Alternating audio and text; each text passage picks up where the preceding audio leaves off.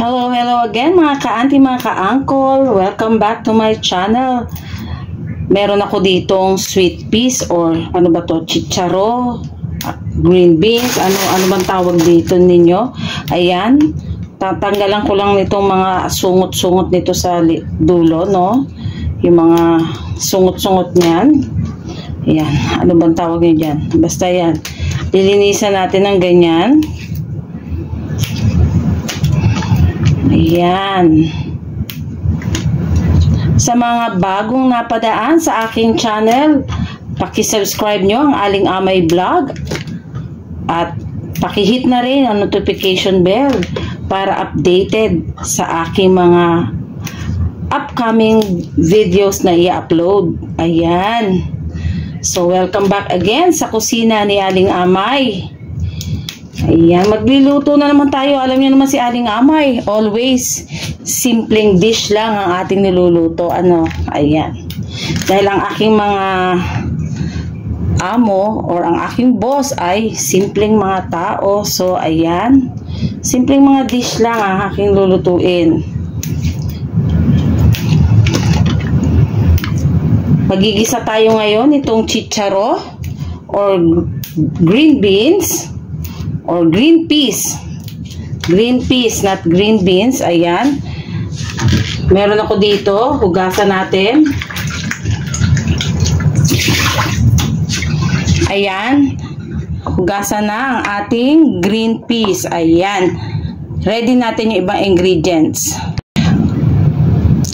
Okay, meron ako ditong assorted seafoods. Merong octopus. Merong squid. Merong clam meat, merong ano pa ba? Merong shrimp. Ayan. Yeah, meron siyang squid. Assorted seafoods. Ito yung isasahog natin or ingredients ng ating green peas. Ayan.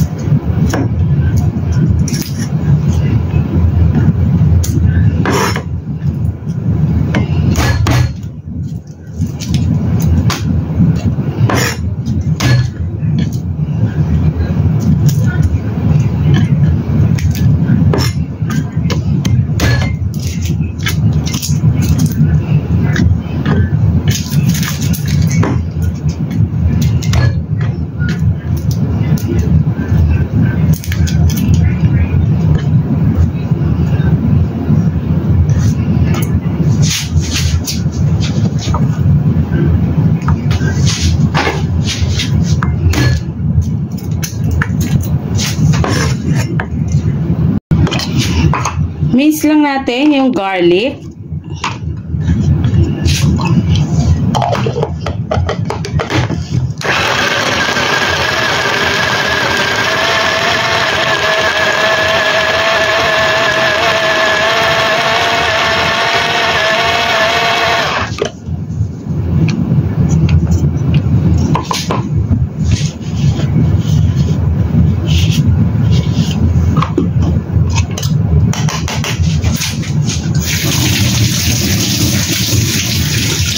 After nating i-mince yung ating garlic, set aside natin.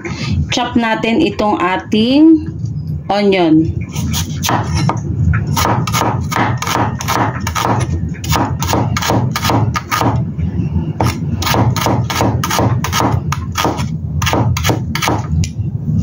Meron din ako ditong yung white part ng ating spring onion. I-chop din natin ito.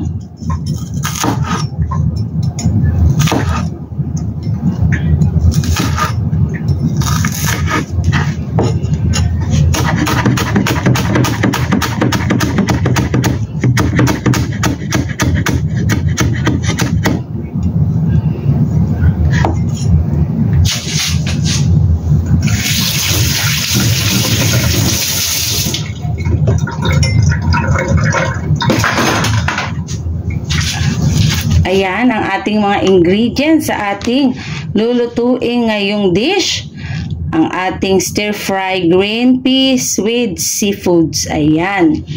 Tara na, umpisahan na natin. Okay na, mag-gisa na tayo. Lagyan natin ng oil yung ating wok.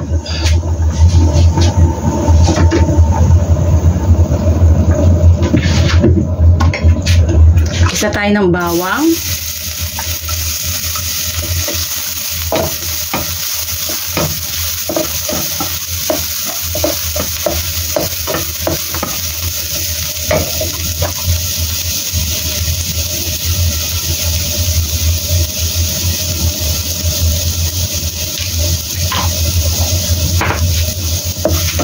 Sunod natin yung ating onion at saka yung white part ng ating spring onion.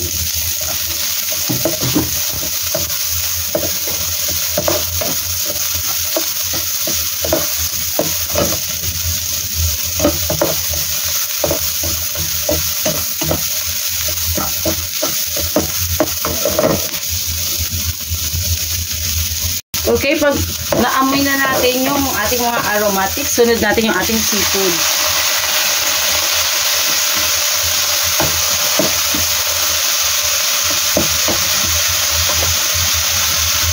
Maglagay ako ng konting chicken powder,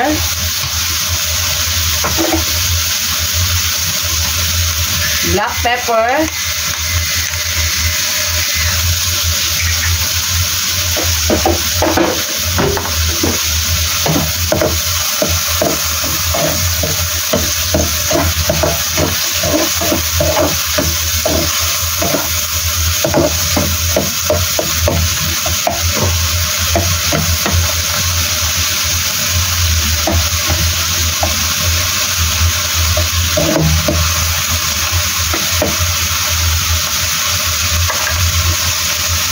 ayan. After at least 3 minutes na saute natin yung ating seafood, sunod natin yung ating green vegetable.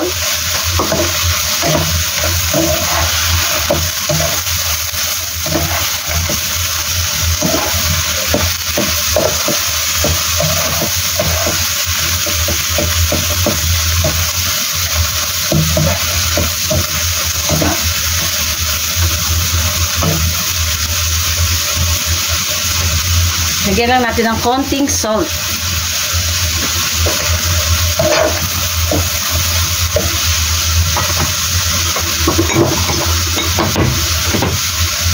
Konting fish sauce.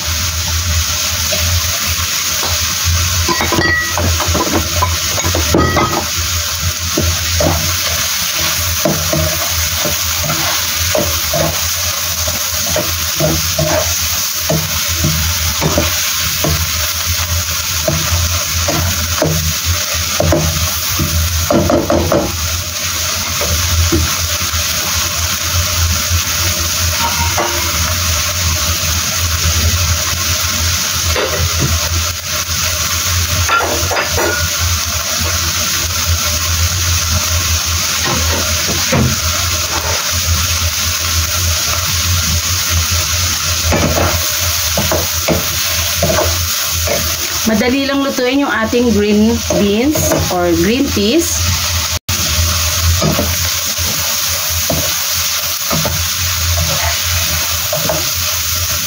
after few minutes,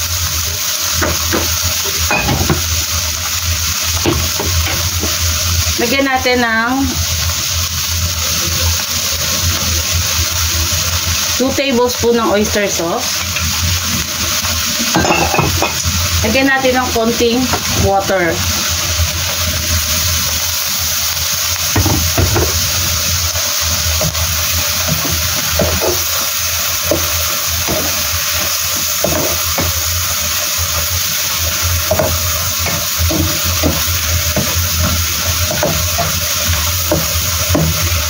Para lang ma-help na lumambot ng bahagya yung ating vegetable.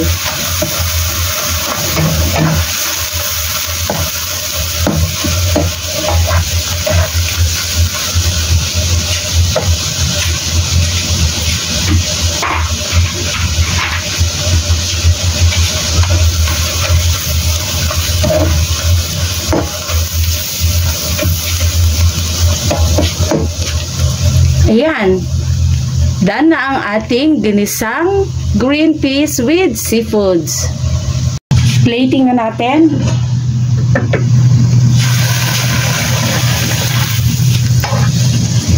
Plating na natin ang ating ginisang green peas with seafoods. Ayan. Napakasimple ng dish natin. Ayan. And there you go.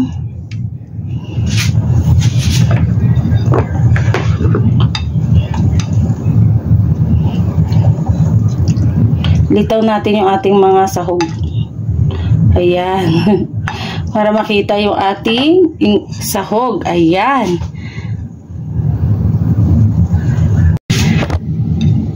Ayan, ready to serve na ang ating green peas with mixed seafoods. Kung nagustuhan nyo ang ating video for today, paki-like and share naman ang ating video. At sa mga hindi pa nakapag-subscribe kay Aling Amay Vlog, please do subscribe mga ka-auntie, mga ka-uncle. Sana nagustuhan nyo at try nyo rin sa inyong mga kusina ang ating dish for today. Napaka-simple pero delicious at masarap. Delicious na, masarap pa. Ayan. Economical pa. Economical. Yan.